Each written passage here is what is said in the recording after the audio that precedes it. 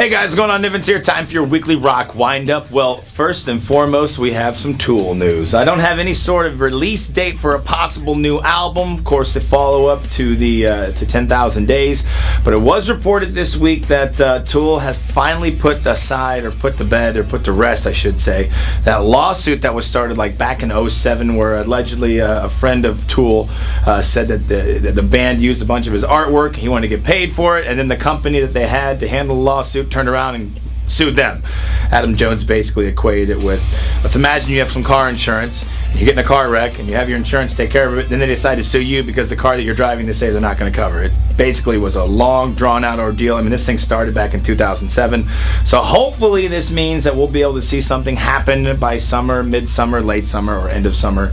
I know that there's been, I guess, according to Jones, one track that the guys have worked on, everyone minus Maynard Keenan, but hopefully this means that we'll finally get a chance to see them moving forward, and maybe, just maybe, we can, get a new Tool album. Well, in previous weekly rock wind-ups, I've told you about the Bessie Smith biopic where Miss Queen Latifah will be performing as the late, great Bessie Smith. We finally got a trailer, the first trailer, a little behind the scenes of what's going on there, and a release date for when that will appear on HBO, May the 16th. I am a huge fan, obviously, as you know, of the blues and of Miss Smith, so I'm looking forward to seeing what Queen Latifah can do as Bessie Smith.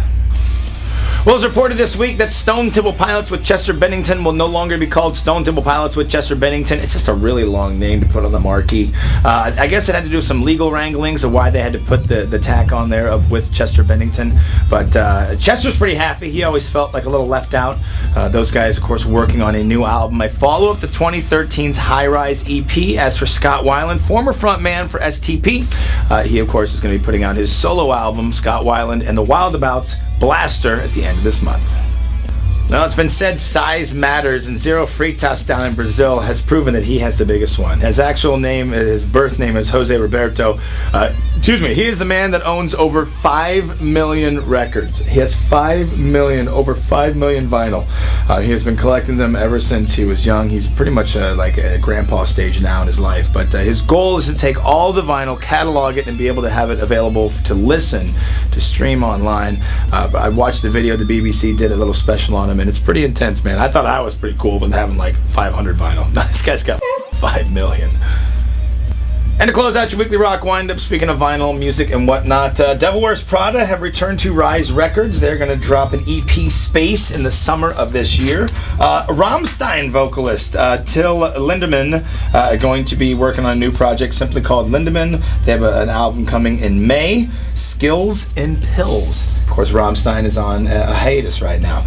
Danzig working on a new album. Now, this is not his covers album that he's been talking about. This is a whole brand spanking new album that's looking to come out later on this year. Zakk Wylde to release Book of Shadows Volume 2 on 20th anniversary of original album. That'll be an early 2016 release. Speaking of Scott Weiland earlier, Art of Anarchy, which was a band that he teamed up with Bumblefoot, as well as John Moyer from Disturbed. They're looking to drop their debut album in June. Weiland, however, is saying he's not going to be going out on the road with these guys, but you should check them out when they go out on tour, because they're pretty fun. So I don't know who they're going to get to be frontman for that. Still in the works, as I talked about before, looking at maybe late 2015 or early 2016, Steven Tyler from Aerosmith, working on a country album. Gonna pull the John Bon Jovi move, I suppose. Halestorm, who we will see, of course, at Rockfest, as they also made the news this week for another #1 hit with Apocalyptic. Congratulations, guys and gals. See you at Rockfest. They teamed up with photographer and longtime friend Rob Finn, put out a new book, To Hail and Back. That'll be out in May. What else? Everything you've ever wanted to know about AC/DC is going to be coming out. AC/DC Facts, all that's left to know about the world's true rock and roll band. That'll be at the end of this month on the 31st. And The Circle, the latest Sammy Hagar supergroup with Van Halen, bassist Michael Anthony and Jason Bonham, as well as longtime Wabos guitarist Vic Johnson, will release their debut album, At Your Service. This is going to be just a collection of live stuff in May, and it's, stuff that you know. Pound Cake, I Can't Drive 55, When It's Love, Why Can't This Be Love, Best of Both Worlds, and Dreams, just to name a few of the 18-track list on that CD. I'm Nivens. Thank you very much for tuning into Weekly Rock Windup. If you have no plans on Friday or Saturday, might I recommend you come out and witness a tribute to the Doors. As many of you know, my girl Danger Alex is in a burlesque troupe, and they are going to be paying tribute to the Doors tonight and tomorrow night. The Buffalo Room, which is basically the backside of Westport Flea Market. A little side note, they do serve food, which makes them a restaurant, which means 18 plus. So for you kids that are under 21 trying to figure out something cool to do, there you go. I'm Nivens. Thank you very much for tuning in to Weekly Rock Windup. Peace. I think I pulled a piece of fuzz out of my pocket.